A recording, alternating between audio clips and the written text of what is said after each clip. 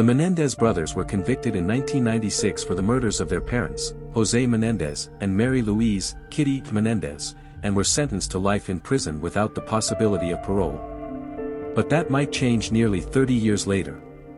In late 2024, the Los Angeles County District Attorney formally recommended a potential resentencing for Lyle and Erik Menendez. An LA judge resentenced the brothers in May 2025, which makes the siblings eligible for parole. Since they have their parole hearings in August 2025, learn what this means about their possible release. Parole is also referred to as a provisional release from prison. If a prisoner is granted parole, they are released early on the condition that the inmate agrees to abide by certain rules. For example, they may be required to check in with their parole officer to evaluate whether or not they've followed their parole standards and/or restrictions. Lyle and Erik have not officially been released from prison. District Attorney George Gaskin announced on October 24, 2024, his recommendation to the court that the life without the possibility of parole be removed, and they would be sentenced for murder, which indicated that the brothers would be eligible for parole if a resentencing is accepted.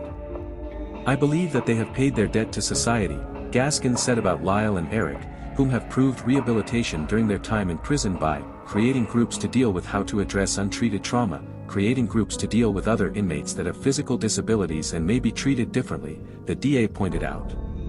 Nevertheless, an LA judge resentenced Lyle and Erik to 50 years to life in prison in May 2025, which effectively made them eligible for parole. 2 months later, Erik's attorney told TMZ he was battling kidney stones and needed to be released from prison immediately.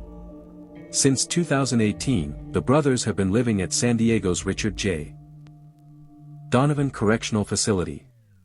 Now that they've been resentenced to 50 years to life in prison, they are eligible for parole, which could take months to get. Erik's parole hearing took place on August 21, 2025, and he was denied parole by the board, which cited multiple reasons for its decision. He won't be eligible for parole for another 3 years. Contrary to your supporters' beliefs, you have not been a model prisoner, and frankly, we find that a little disturbing, Commissioner Robert Barton said after the 10-hour hearing. We recognize and understand that many sexual assault victims find it hard to come forward, especially when the perpetrators are family members. The killing of your mother especially showed a lack of empathy and reason.